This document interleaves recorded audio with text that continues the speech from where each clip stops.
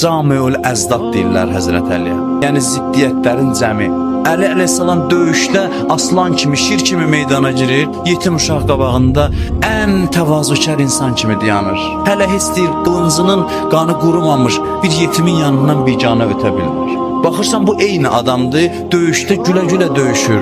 İbadət mehrabında elə titrir ki, elə bilsən ən qorxaq adamdır. Halbuki şüzayətlilərin ən şüzayətlisidir. Buyurur ki, Əli bir insandır, elə bir insandır ki, Rəbbi onda təcəlli eləyib, onda zahir olub. Kamil insanlar ki, Quran buyurur, mən onları özümə xəlifə yarattım, Allahın sifətlərini bir-bir özlərində cəm eləyirlər. Ən kamil insanlardan biri və Peyğəmbərin ən üstün silahdaşı, qardaşı Əli əleyhissalamdır. Deyirlər, Peyğəmbərin neçə möcüzəsi var, biri Qurandırsa, bir möcüzəsi də Əli əleyhissalamdır. Peyğəmbərin əzəmətini tanımaq üçün bax gör Əlini tərbiyə eləyib. Yəni İslam məktəbinin ilk şairi